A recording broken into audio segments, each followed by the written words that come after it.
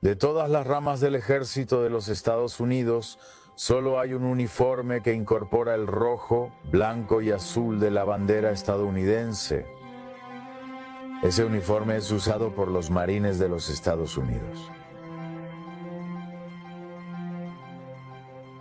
El uniforme de los Marines de los Estados Unidos no solo representa la excelencia en la línea de defensa y en el campo de batalla, sino también sus más de 200 años de historia. Desde el siglo XIX, los uniformes de gala azules de los oficiales del Cuerpo de Marines de Estados Unidos casi no han cambiado. Está siempre presente, al igual que aquellos que sirven en el cuerpo, están siempre vigilantes y es un símbolo de la inquebrantable dedicación al país y a las ideas que estas personas protegen. Solo alguien de gran calibre puede portar cualquier uniforme de los Marines, ya sea de gala azul, de servicio verde o de utilidad en el campo de batalla. Únete a nosotros en nuestro estudio continuo de la historia del Cuerpo de Marines de los Estados Unidos. Cuando Estados Unidos entró en la Primera Guerra Mundial en 1918, el Cuerpo de Marines permitió que mujeres se alistaran en la reserva para tareas administrativas. El 13 de agosto de 1918, Ota Mae Johnson fue la primera de más de 300 mujeres en unirse a la reserva del Cuerpo de Marines ese año. Johnson y cientos de mujeres fueron entrenadas y reemplazaron a los marines listos para la batalla requeridos en el extranjero. La batalla de Belleau Wood fue la mayor para Estados Unidos desde Appomattox y el mayor enfrentamiento de sus tropas con un enemigo extranjero. El 1 de junio de 1918, las ciudades francesas de Château-Thierry y Vaux fueron tomadas por las tropas alemanas invasoras. Luego fijaron sus miras en Belleau Wood.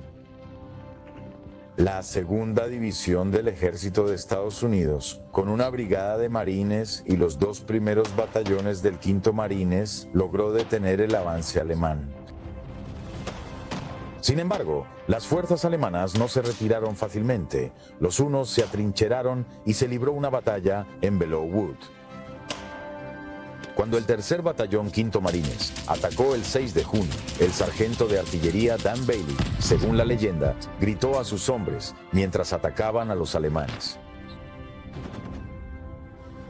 ¡Vamos! ¿Quieren vivir para siempre? La primera ola de tropas del 3º fue masacrada. Sin embargo, la lucha tenaz del 5º y 6º Cuerpo de Marines logró repeler a los alemanes, a veces solo luchando con bayonetas o incluso a mano limpia. Las fuerzas de los Estados Unidos sufrieron una pérdida de más de 1,800 hombres, lo que logró expulsar a los alemanes el 26 de junio de 1918.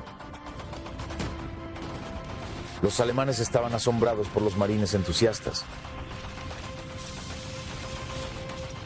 La leyenda y los carteles de reclutamiento del Cuerpo de Marines de la época informaron que esta batalla les valió a los marines un apodo de los alemanes: Teufelhunden.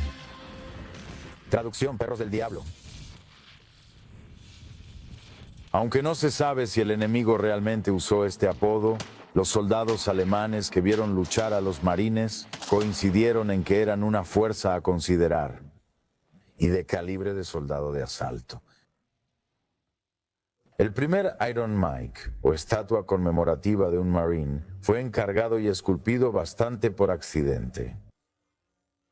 Al finalizar la Primera Guerra Mundial, el general John J. Pershing emitió una orden para encargar una estatua que conmemorara al chico de la factura del ejército de los Estados Unidos. Dependiendo de qué leyenda se usara, el escultor Charles Raphael Payer estaba enamorado de la valentía del Marine de los Estados Unidos o simplemente no conocía la diferencia en uniformes entre las ramas militares de los Estados Unidos.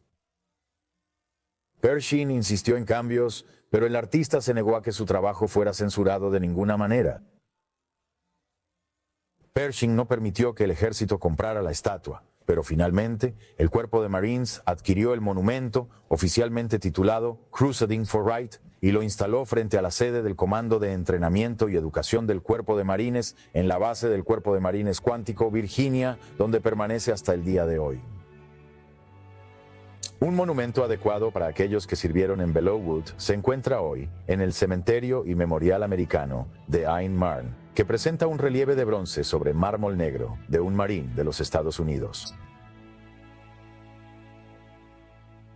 Esculpida por Felix Wise de Weldon, el artista que más tarde diseñó el gigantesco Memorial de Guerra del Cuerpo de Marines en Washington, Distrito de Columbia. La estatua fue erigida para honrar a los 5º y 6º regimientos de marines de la 4ª Brigada de Marines que lucharon tan valientemente allí. El Bosque Bajo fue renombrado Bosque de la Brigada de Marines cuando este micrófono de hierro se dedicó en 1923. En toda guerra, el agresor domina en las primeras fases. La nación atacada rara vez está preparada para el primer golpe del agresor. En los años 20 y 30, la gente de los Estados Unidos pensaba poco en la guerra. La nación estaba completamente orientada a las actividades de paz. Pero en 1940 la imagen cambió abruptamente y al año siguiente la paz solo era un recuerdo.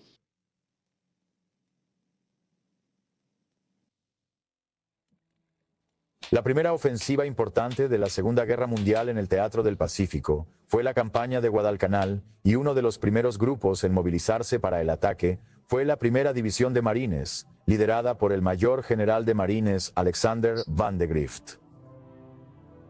Estacionados en Nueva Zelanda, los primeros marines y fuerzas aliadas, principalmente estadounidenses, pronto liberaron Guadalcanal, que había sido tomada por los japoneses.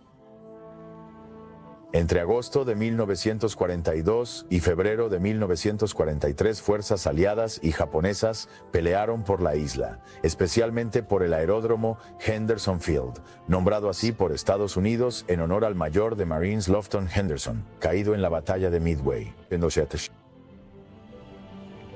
El conflicto fue el punto culminante para los japoneses en el Pacífico, pues después de su derrota y retirada de la isla en enero de 1943, comenzó un declive constante en las operaciones japonesas que finalmente llevó a su rendición total. Izar esa bandera en Suribachi representa un cuerpo de marines para 500 años.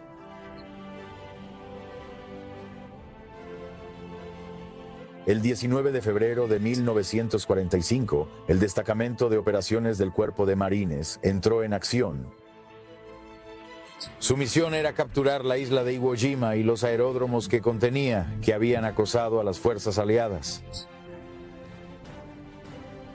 Fue el primer ataque de los Estados Unidos en cualquiera de las islas principales de Japón y consistió en más de un mes de lucha brutal. Uno de los primeros objetivos después de desembarcar en la isla fue conquistar el monte Suribachi. Tras la toma de la posición por los aliados, se fotografió a 6 Marines y un enfermero de la Marina de Estados Unidos, izando la bandera de Estados Unidos en la cima. El izamiento de la bandera en Iwo Jima no solo se convirtió en un símbolo para el mundo en ese momento de la victoria asegurada de los Estados Unidos sobre las fuerzas japonesas, sino que también reforzaría la reputación del Cuerpo de Marines de los Estados Unidos como una fuerza de combate valiente, audaz y brillante. El escuadrón de ataque de los Marines 214 originalmente fue apodado los Bastardos de Boynton en honor a su comandante, el coronel Gregory Pappy Boynton, y al hecho de que todos los pilotos estaban sin un mando y no estaban adscritos a ningún escuadrón. Más tarde, este apodo fue cambiado porque el oficial de información pública no creía que los periódicos civiles imprimirían el nombre. El escuadrón llegaría a ser conocido como el Escuadrón Oveja Negra, y su líder, Pappy Boynton, se convertiría en uno de los ases de la aviación marina más famosos de la Segunda Guerra Mundial. Pappy Boynton se ganó los apodos de Gramps y Pappy debido a que era 10 años mayor que la mayoría de los hombres a los que comandaba. Él tenía 31. Sus hazañas no solo le valieron la medalla de honor, sino también una serie de televisión basada en las aventuras de él y sus hombres, Baba Black Sheep, que se emitió durante 2 temporadas. Boynton y sus hombres desestimaron esto como tonterías y engaños de Hollywood.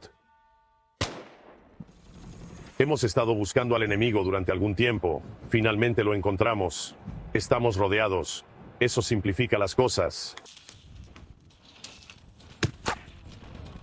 El teniente general Louis Burwell Chesty Puller sirvió en algunas de las batallas más sangrientas y agotadoras, tanto en la Segunda Guerra Mundial como en Corea. Hizo la declaración anterior en la batalla del embalse de Chosin, en Corea, donde las fuerzas de los Marines estaban congelándose y eran superadas en número.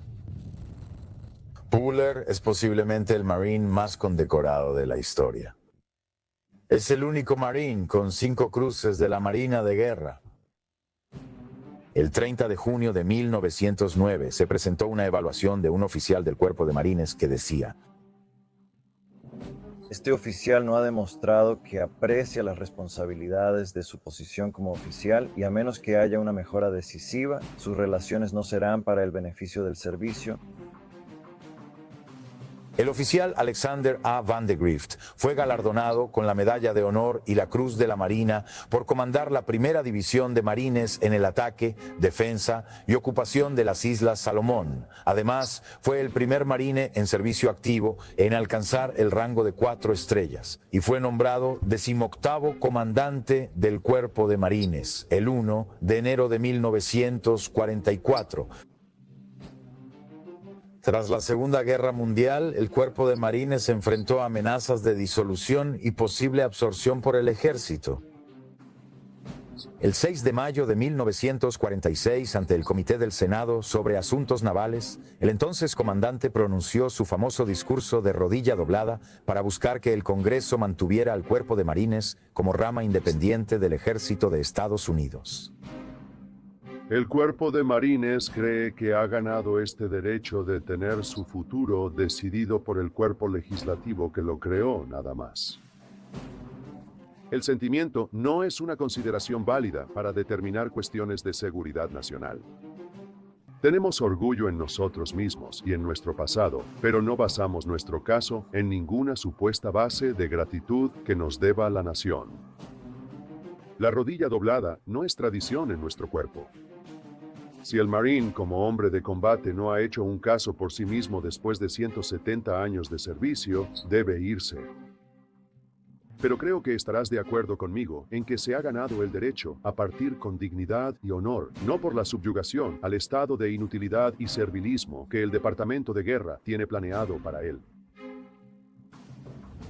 La idea de usar a los navajos para comunicaciones seguras vino de Philip Johnston, el hijo de un misionero para los navajos y uno de los pocos no navajos que hablaba su idioma con fluidez.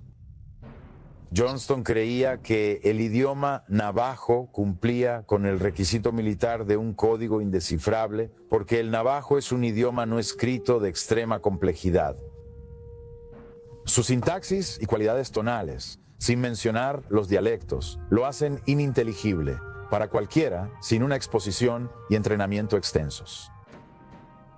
No tiene alfabeto ni símbolos y solo se habla en las tierras navajo del suroeste americano.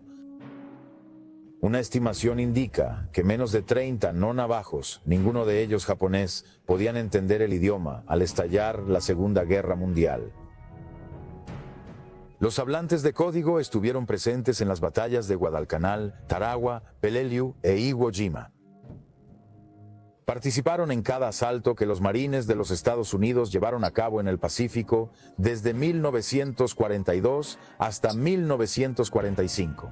Sirvieron en las 6 divisiones de Marines, batallones de Riders de Marines y unidades de paracaidistas de Marines, transmitiendo mensajes por teléfono y radio en su lengua nativa, en un código que los japoneses nunca rompieron.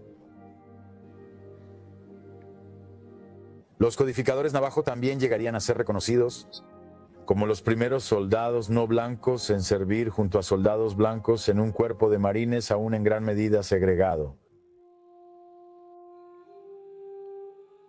El cuerpo de Marines creció hasta incluir 6 divisiones, 5 alas aéreas y más de 400.000 tropas de apoyo al final de la Segunda Guerra Mundial.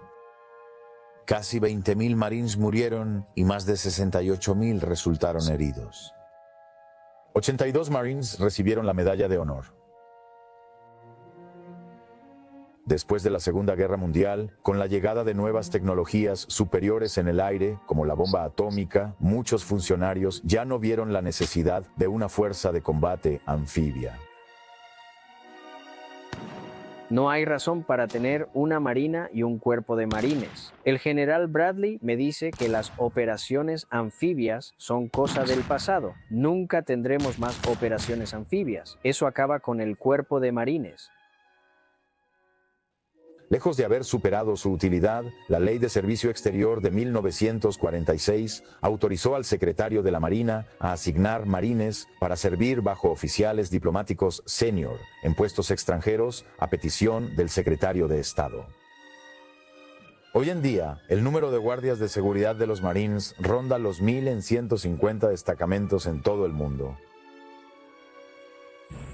Consolidando aún más el lugar de los Marines como una rama de las Fuerzas Armadas de los Estados Unidos, la Ley de Seguridad Nacional de 1947 define claramente en la sección 606 del documento el término Fuerzas Armadas. Significa el Ejército, la Marina, la Fuerza Aérea, el Cuerpo de Marines y la Guardia Costera. El documento codifica aún más a los Marines como subordinados a la Marina según la tradición. En esencia, el documento simplemente puso en blanco y negro lo que ya estaba asegurado para cada Marine. Pero ahora aseguró que la organización era una fuerza que estaba aquí para quedarse. La Ley de Seguridad Nacional de 1947 fue en gran medida responsable de la fundación de los activos primer, segundo y tercer Marines y la cuarta división de Marines, compuesta por reservistas de los Marines, así como las primeras a cuartas alas de aeronaves de los Marines. Durante casi un mes, en 1944, la segunda y cuarta división de Marines, la 27ª Infantería, Artillería y Cuerpos Anfibios participaron en combates. La batalla de Saipán, en el Pacífico. En una guerra infernal en general, este enfrentamiento se ganó los apodos de Valle de la Muerte y Cresta del Corazón Púrpura, debido a las altas bajas que sufrieron las fuerzas estadounidenses en lugares como el Monte Tapachou en la isla. Fue una dura prueba para los manejadores de municiones y estibadores de la tercera compañía de municiones de los Marines, todos afroamericanos. El 25 de junio de 1941, el presidente Franklin D. Roosevelt eliminó la discriminación racial de los departamentos federales, agencias, el ejército y los contratistas de defensa privados con la Orden Ejecutiva 8802. Aunque se permitía a los negros alistarse en el cuerpo de marines, aún servían en unidades separadas, generalmente con oficiales al mando e instructores de entrenamiento blancos. La Segunda Guerra Mundial vio el entrenamiento y despliegue de más de 8.000 tropas afroamericanas, y el general del Cuerpo de Marines Alexander Van de Grift comentó, después de la meritoria actuación de la tercera compañía de municiones de Marines en Saipán: Los Marines negros ya no están en juicio. Son Marines, punto. La integración de los afroamericanos fue gradual, logrando una formación unificada en 1949 y total en 1960.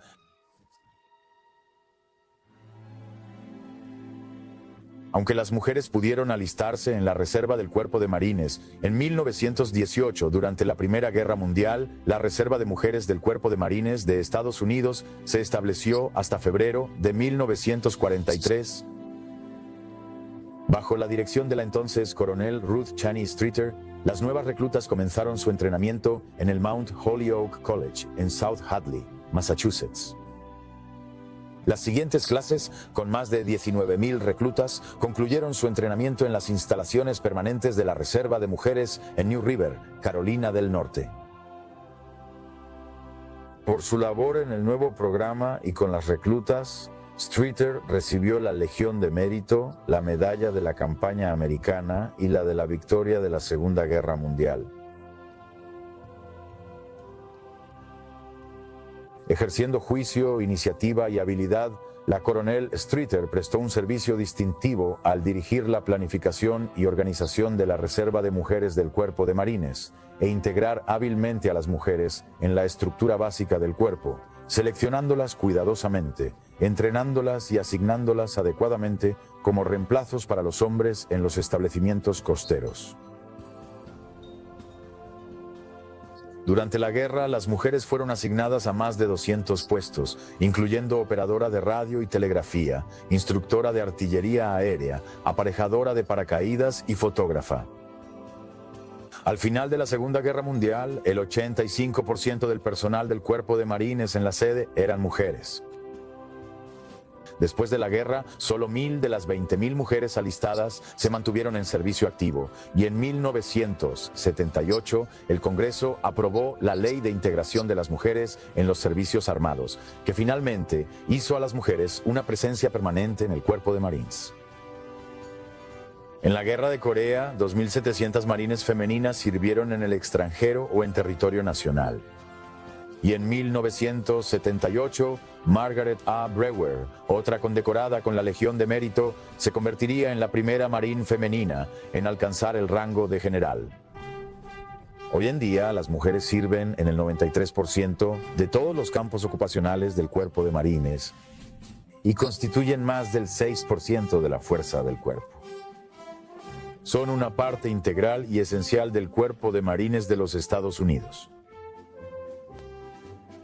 El rango más alto en el Cuerpo de Marines de Estados Unidos es el comandante. A lo largo de los 236 años de historia de la organización, 35 hombres han ocupado este puesto, incluyendo al comandante actual, el general James F. Amos. El comandante del Cuerpo de Marines informa al secretario de la Marina de Estados Unidos y es parte del Estado Mayor Conjunto. El comandante del Cuerpo de Marines organiza la política, planes y programas para el Cuerpo de Marines, además de asesorar al presidente, al secretario de Defensa, al Consejo de Seguridad Nacional, al Consejo de Seguridad del Territorio y al secretario de la Marina sobre asuntos del Cuerpo de Marines. El gran viejo del Cuerpo de Marines, el coronel Archibald Henderson, fue el comandante que más tiempo sirvió, durante 39 años, entre 1820 y 1859. No solo fue instrumental en prevenir la absorción del Cuerpo de Marines en el Ejército de los Estados Unidos, sino en dar forma, refinar y expandir el papel del Cuerpo de Marines en la guerra expedicionaria y el despliegue rápido. Es discutible que el comandante del Cuerpo de Marines nunca hubiera recibido un lugar en el Estado Mayor Conjunto sin los esfuerzos del general Lemuel C. Shepard, Jr., el 20º comandante del Cuerpo de Marines. Shepard fue veterano de las 2 guerras mundiales y Corea. Graduado del Instituto Militar de Virginia, Shepard completó su entrenamiento temprano para enlistarse en los Marines y terminó sirviendo en la batalla de Belleau Wood, y por su gallardía fue galardonado con la Cruz de Servicio Distinguido del Ejército, la Cruz de la Marina y la Croix de Guerre francesa. Shepard comandó la primera Brigada Marina Provisional en la invasión y reconquista de Guam durante la Segunda Guerra Mundial y recibió la Medalla de Servicio Distinguido, así como un ascenso a general de división. En 1952, Shepard fue nombrado el 20º comandante del Cuerpo de Marines por el presidente Harry S. Truman y poco después obtuvo el codiciado puesto en el Estado Mayor Conjunto, el primer comandante del Cuerpo de Marines en convertirse en miembro. Cuando las Fuerzas Armadas de los Estados Unidos entraron en Corea en 1950, la primera Brigada Marina Provisional mantuvo la línea en la batalla de Pusan. En la batalla de Incheon, el general Douglas MacArthur ordenó a los Marines un desembarco anfibio con apoyo terrestre y aéreo. La operación fue un éxito y las fuerzas de los Estados Unidos y la Organización de las Naciones Unidas pudieron diezmar las líneas norcoreanas y poner a las fuerzas enemigas en fuga cerca del río Yalu. Fue la batalla del embalse de Chosin, o el Chosin congelado, como se le llegó a llamar, que se convirtió en otro testimonio de la voluntad, resolución y tenacidad del Cuerpo de Marines de los Estados Unidos. Las fuerzas de la Organización de las Naciones Unidas y los Estados Unidos estaban rodeadas por más de 60,000 miembros del ejército voluntario del pueblo chino que luchaban junto a los norcoreanos. Se produjo una batalla sobre el terreno congelado que duró 19 días. Las fuerzas aliadas lograron infligir pérdidas devastadoras a los soldados chinos, permitiendo a las fuerzas de la Organización de las Naciones Unidas evacuar con éxito la trampa mortal congelada. El incidente como Belleau Wood en la Primera Guerra Mundial o Iwo Jima en la Segunda Guerra Mundial consolidó aún más la imagen de la dureza y la resolución del Cuerpo de Marines de los Estados Unidos, y el Cuerpo de Marines mantuvo el paralelo 38 hasta el armisticio de 1953. Fred Williams, un popular jugador de béisbol para los Boston Red Sox y veterano de la Segunda Guerra Mundial, fue llamado nuevamente al servicio activo para la Guerra de Corea en 1952. Williams fue instructor de vuelo de los Marines en la Segunda Guerra Mundial y esperaba ser desplegado cuando terminó la guerra en el Pacífico. Para cuando fue llamado nuevamente al servicio en Corea, Williams tenía 33 años y no había volado ninguna aeronave en más de 8 años. Williams rechazó una oferta para jugar en el equipo de béisbol de las Fuerzas Armadas, optando en cambio por luchar. Voló 39 misiones de combate durante la guerra antes de quedar en tierra por neumonía e infección en el oído interno. Williams sacrificó lo que seguramente habrían sido los puntos más altos de su carrera en el béisbol, como la oportunidad de superar el récord de home runs de Babe Ruth y los totales de carreras impulsadas de Hank Aaron para hacer lo que él sentía que era su deber patriótico. El general Douglas MacArthur fue nombrado por Williams como uno de sus ídolos, y se informa que en el 40º cumpleaños de Williams, el general le envió al jugador de béisbol un retrato al óleo de él mismo con esta inscripción: Para Ted Williams, no solo el mejor jugador de béisbol de América, sino un gran estadounidense que sirvió a su país, tu amigo Douglas MacArthur, general, Ejército de Estados Unidos. En la última mitad de su mandato como piloto naval, William voló como compañero de ala del futuro astronauta John Glenn. John Glenn realizó 59 misiones de combate como piloto de los Marines en la Segunda Guerra Mundial. Luego, con el Escuadrón de Ataque de la Marina 311, voló el interceptor jet F-9F Panther para 63 misiones de combate, ganándose una reputación como un imán para el fuego enemigo, regresando 2 veces a la base con más de 250 agujeros de metralla en su avión. Como parte de un intercambio de servicios, Glenn voló 27 misiones en el F-86 F Sabre con la 4ª ala de combate de la Fuerza Aérea de Estados Unidos. Después de servir como piloto de pruebas durante algunos años, Glenn fue seleccionado como uno de los 7 astronautas originales, elegidos para trabajar en el proyecto Mercury, a pesar de no tener un título universitario. El 20 de febrero de 1962, John Glenn fue el primer estadounidense en orbitar la Tierra. Fred Ace fue piloto de combate del Cuerpo de Marines de 1954 a 1956. En 1966 fue elegido junto a otros 19 como nuevo astronauta de la Administración Nacional de Aeronáutica y del Espacio. Sirvió como piloto de módulo lunar de respaldo para las misiones Apolo 8 y 11 y voló como piloto de módulo en la desafortunada misión Apolo 13. Haase también colaboró con el programa del transbordador espacial en pruebas de aproximación y aterrizaje en la base de la Fuerza Aérea Edwards. Estaba programado para pilotar el transbordador en una misión a Skylab, Pero los retrasos, los recortes presupuestarios y el deterioro de la estación espacial llevaron al abandono de esa misión. Mis compatriotas estadounidenses, no hace mucho recibí una carta de una mujer en el Medio Oeste. Ella escribió: estimado señor presidente, de mi humilde manera le escribo acerca de la crisis en Vietnam. Tengo un hijo que ahora está en Vietnam. Mi esposo sirvió en la Segunda Guerra Mundial. Nuestro país estaba en guerra.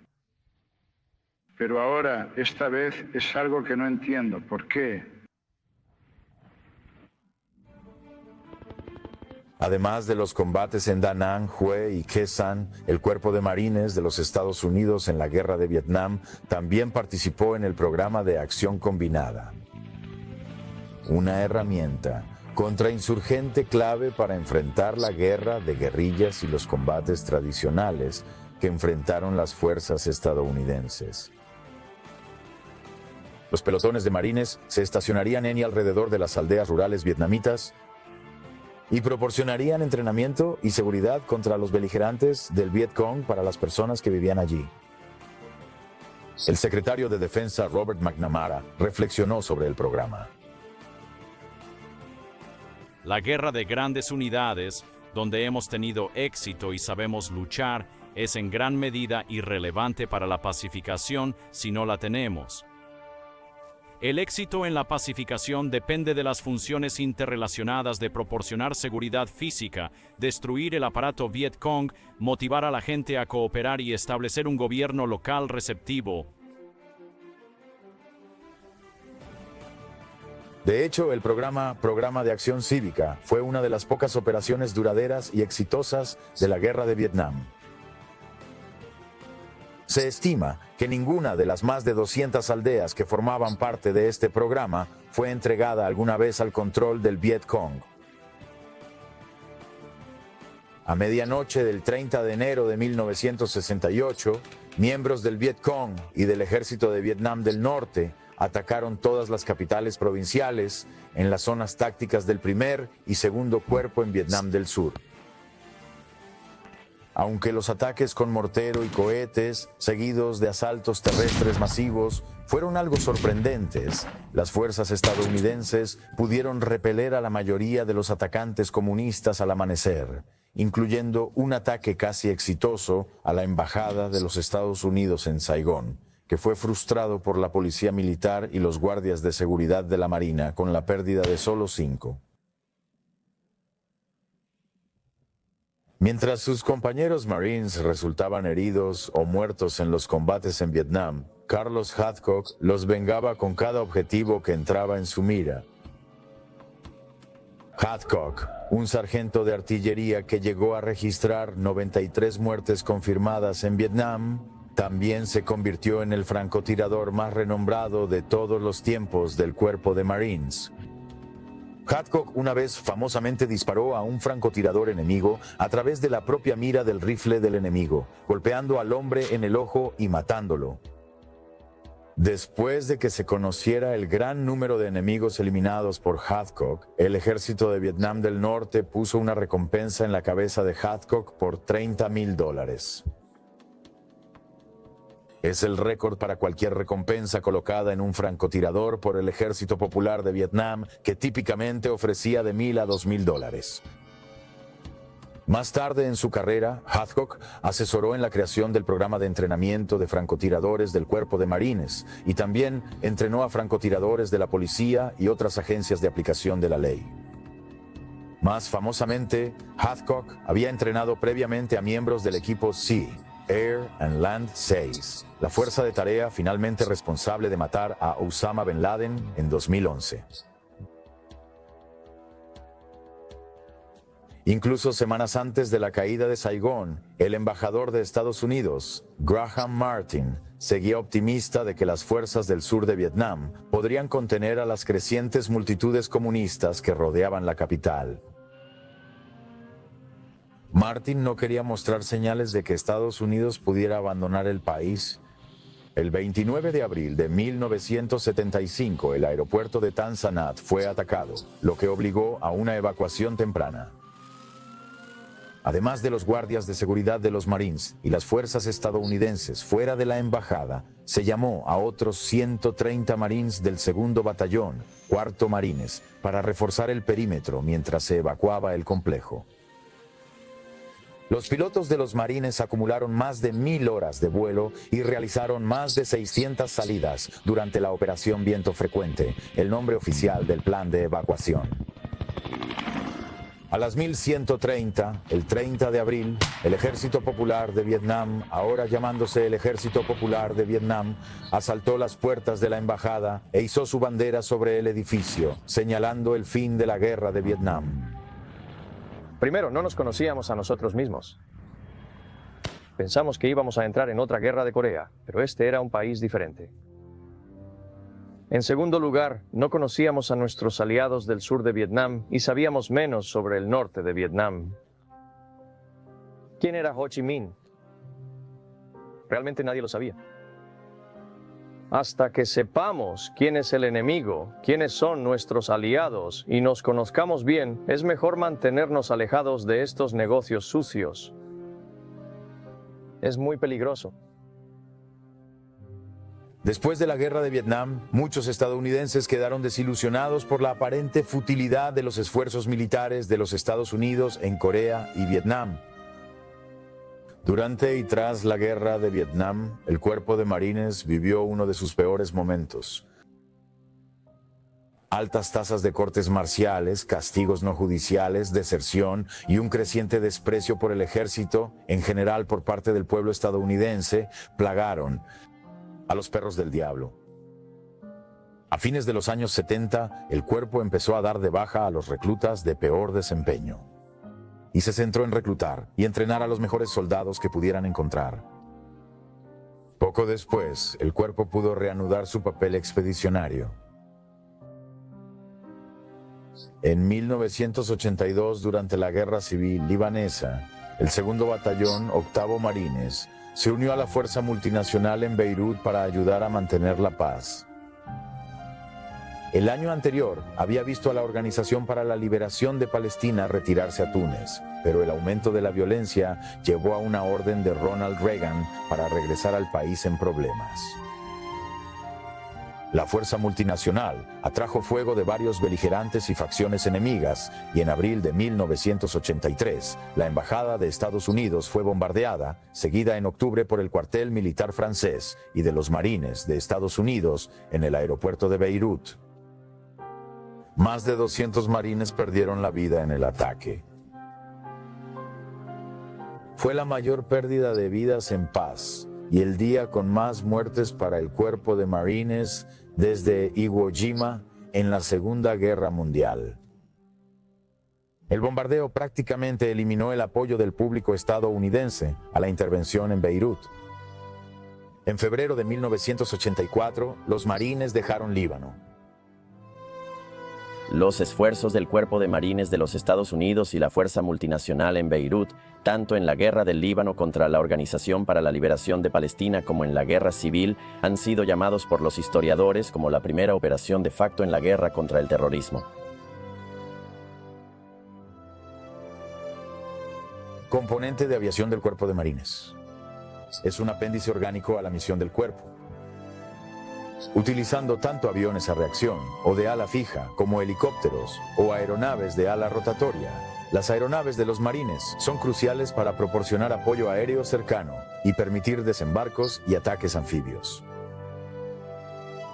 La aviación de los Marines inició en 1912 y tuvo su auge en la Primera Guerra Mundial, cuando la primera fuerza de aviación de los Marines dio apoyo de bombarderos y cazas al grupo de bombardeo del ala diurna de la Marina sobre Francia. La fuerza de la flota de Marines, creada en 1933, se enfocó en desembarcos anfibios y toma de bases navales.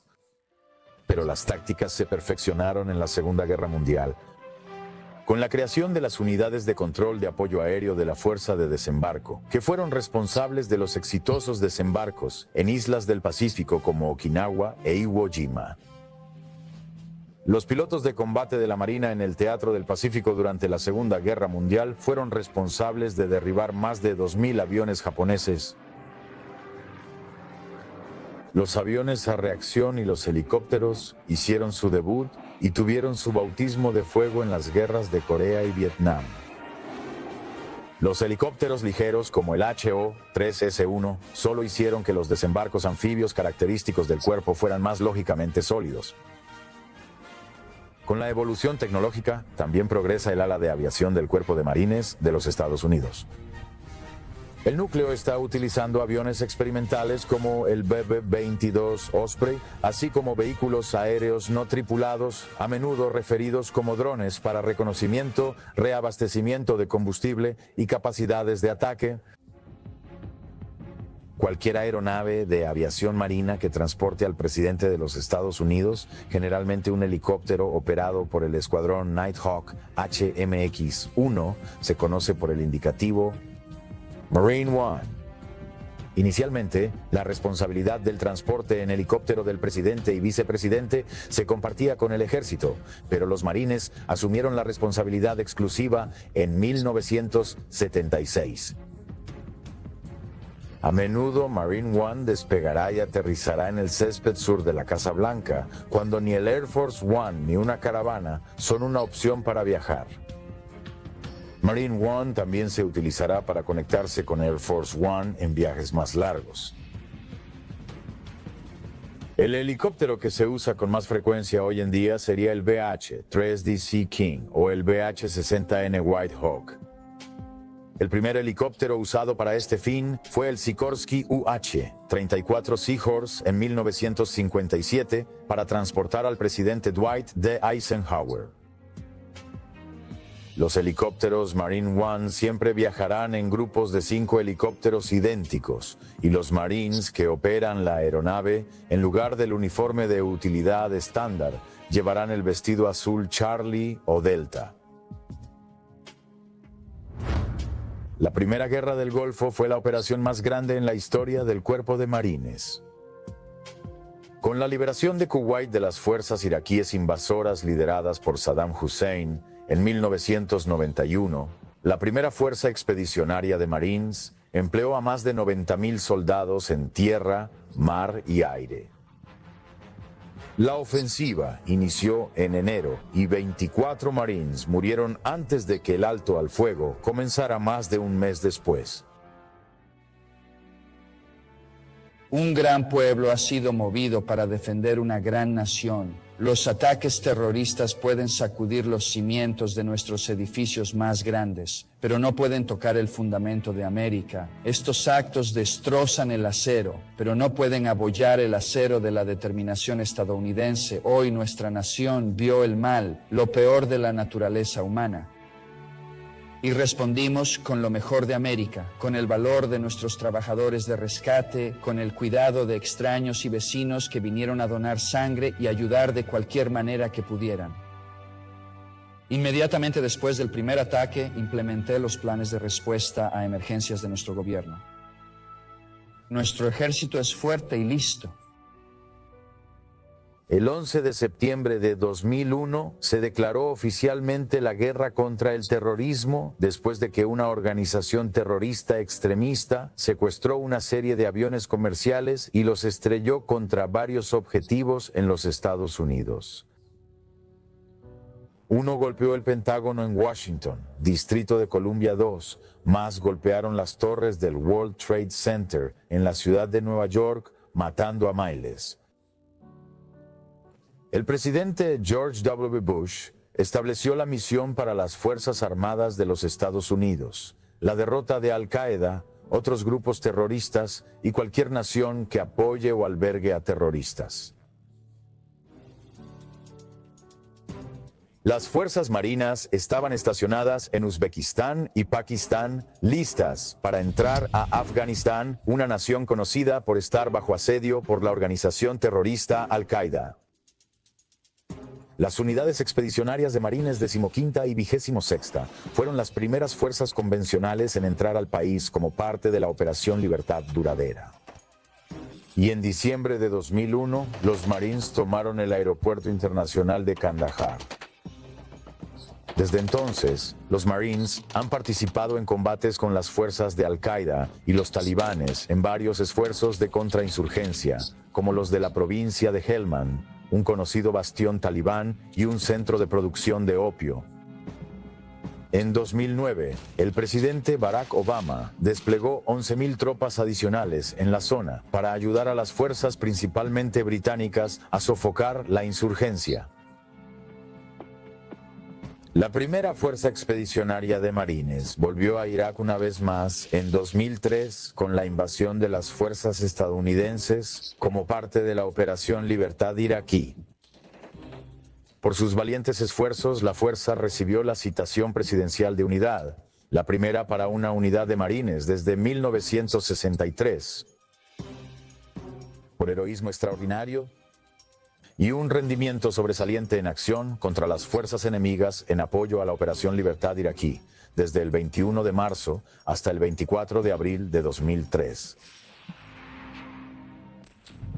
Durante este periodo, la primera Fuerza Expedicionaria de Marines, Fuerza Expedicionaria de Marines o EIN, realizó la secuencia más larga de ataques terrestres combinados coordinados en la historia del Cuerpo de Marines. Desde la frontera entre Kuwait e Irak hasta el culmen de las hostilidades al norte de Bagdad, la primera Fuerza Expedicionaria de Marines avanzó casi 800 kilómetros bajo un combate sostenido y pesado. Utilizando el devastador poder de combate de los activos de aviación orgánicos, junto con el impresionante poder residente en los elementos de combate terrestre y manteniendo el impulso a través de los esfuerzos hercúleos de los elementos de apoyo al servicio de combate, la primera Fuerza Expedicionaria de Marines destruyó 9 divisiones iraquíes. Esta impresionante demostración de poder de combate se logró mientras simultáneamente liberaba al pueblo iraquí de más de 30 años de opresión y restablecía la infraestructura básica en el país. Durante los 33 días de combate, hasta la transición a las operaciones militares civiles, la primera Fuerza Expedicionaria de Marines mantuvo un ritmo de operaciones nunca antes visto en el campo de batalla moderno, realizando 4 cruces de río mayores, manteniendo la iniciativa y sosteniendo las fuerzas. La ferocidad y duración de la campaña fue posible gracias a las habilidades y determinación de los soldados, marineros, aviadores, marines y socios de la coalición que forman parte de la primera Fuerza Expedicionaria de Marines en todos los niveles, todos los escalones y en todos los campos ocupacionales. Por su devoción al deber, los oficiales y el personal enlistado de la primera Fuerza Expedicionaria de Marines reforzada independiente reflejan un gran crédito sobre sí mismos y mantienen las más altas tradiciones del Cuerpo de Marines y del Servicio Naval de los Estados Unidos. Los Marines permanecieron en Irak liderando operaciones en Bagdad y Fallujah antes de entregar las responsabilidades al ejército de los Estados Unidos, cuando el cuerpo oficialmente terminó su servicio allí en enero de 2010. Más de 1000 Marines murieron en acción y el cabo Jason Dunham recibió la Medalla de Honor. El presidente de los Estados Unidos, en nombre del Congreso, se enorgullece en presentar la Medalla de Honor póstumamente al cabo Jason L. Dunham, Cuerpo de Marines de los Estados Unidos, por el servicio, como se establece en la siguiente cita, por su destacada valentía e intrepidez al riesgo de su vida, más allá del llamado del deber, mientras servía como líder de escuadrón de rifles, 4º pelotón, Compañía K, 3er Batallón, 7º Marines Reforzados, Equipo de Combate del Regimiento 7, Primera División de Marines, reforzada el 14 de abril 2004. El escuadrón del cabo Dunham estaba realizando una misión de reconocimiento en la ciudad de Karbala, Irak, cuando escucharon el estallido de granadas propulsadas por cohetes y fuego de armas pequeñas a aproximadamente 2 kilómetros al oeste. el cabo Dunham lideró a su equipo combinado antiblindaje hacia el enfrentamiento para proporcionar apoyo de fuego al convoy del comandante de su batallón, que había sido emboscado mientras se dirigía al campamento Husabay. A medida que el cabo Dunham y sus Marines avanzaban, rápidamente comenzaron a recibir fuego enemigo. El cabo Dunham ordenó a su escuadrón desmontar sus vehículos y lideró uno de sus equipos de fuego a pie varias cuadras al sur del convoy emboscado. Al descubrir 7 vehículos iraquíes en una columna intentando partir, el cabo Dunham y su equipo detuvieron los vehículos para buscarles armas. Mientras se acercaban a los vehículos, un insurgente saltó y atacó al cabo Dunham. El cabo Dunham luchó con el insurgente hasta llevarlo al suelo y en la lucha subsiguiente vio al insurgente soltar una granada. El cabo Dunham alertó de inmediato a los Marines sobre la amenaza.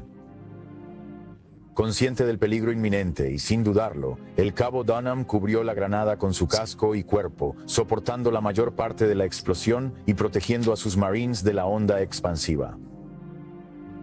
En un acto final y desinteresado de valentía, en el que resultó mortalmente herido, salvó la vida de al menos 2 compañeros Marines.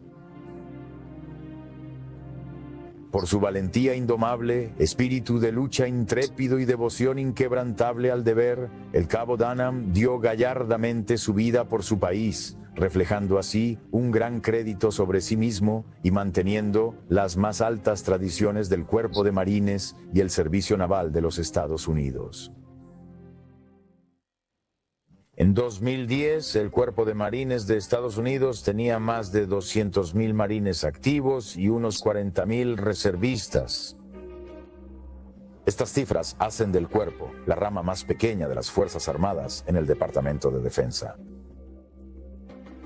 Sus unidades siguen siendo las primeras en desplegarse en crisis, y las tácticas y tecnología desarrolladas desde la Segunda Guerra Mundial ayudan a reducir el tiempo entre la declaración y la finalización de la misión. Programas como el programa de preposicionamiento de la Marina Militar aseguran que el equipo militar y los suministros se almacenen en embarcaciones marítimas en todo el mundo para equipar a los primeros marinos y otras unidades militares de los Estados Unidos que responden, permitiéndoles mantener una línea defensiva mientras más tropas pueden prepararse y desplegarse. Dado que los Marines pueden movilizarse mucho más rápido que otras ramas, a menudo son los primeros en ayudar durante desastres naturales o evacuaciones, proporcionando ayuda humanitaria y seguridad, como cuando la 24ª Unidad Expedicionaria de Marines proporcionó ayuda a Haití después del terremoto de 2010. De regreso en Estados Unidos, el Cuerpo de Marines siguió apoyando a sus comunidades con programas como Juguetes para Niños, que desde 1949 dona juguetes y ropa a niños necesitados en Navidad. Nuevos equipos y vehículos como el B-22 Osprey, que combina las capacidades verticales y cortas e incluye funcionalidades tanto del helicóptero como del avión de hélice, mantienen al Cuerpo de Marines capaz de atacar anfibios según lo requiera la ocasión. El cuerpo también está desarrollando un nuevo vehículo de combate anfibio para reemplazar el vehículo de asalto anfibio, y también esperan reducir los requisitos logísticos y eliminar todo uso de combustible líquido para las fuerzas expedicionarias, excepto para vehículos altamente eficientes para el año 2025. El uniforme del Cuerpo de Marines de los Estados Unidos no está adornado con parches de unidad, insignias, decoraciones u otros símbolos, ni siquiera la bandera de los Estados Unidos. La simplicidad del uniforme y el coraje de quienes lo visten son los símbolos de una orgullosa tradición y superioridad militar. El lema de los Marines Semper Fidelis, o siempre fieles, uno apropiado. Los hombres y mujeres del Cuerpo de Marines de los Estados Unidos han recibido a lo largo de su colorida historia altos honores y victorias, y aplastantes derrotas y denigraciones, incluso por los ciudadanos de la tierra que juraron defender. Sin embargo, el cuerpo siempre se mantiene diligente e inquebrantable. listo para atacar en un instante en tierra, mar o aire el Cuerpo de Marines de los Estados Unidos. Semper Fi, hazlo o muere.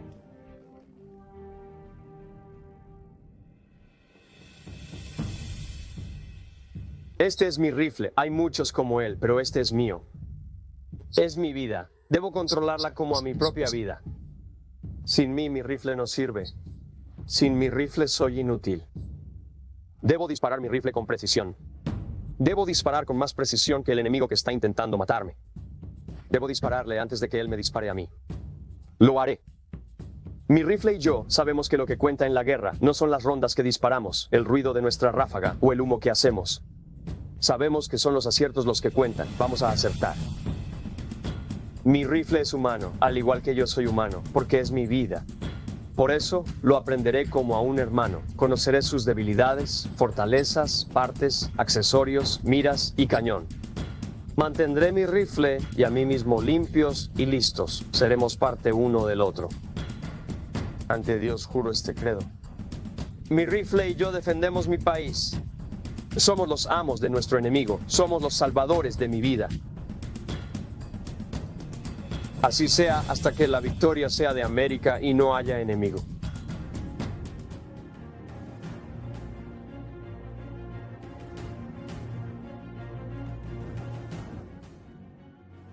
Gracias por ver. Si te gustaría ayudarnos a producir más contenido histórico atractivo como este, por favor, da me gusta, comenta abajo y comparte este video con otros aficionados a la historia. Y por supuesto, asegúrate de suscribirte para ayudar a mantener la historia en marcha.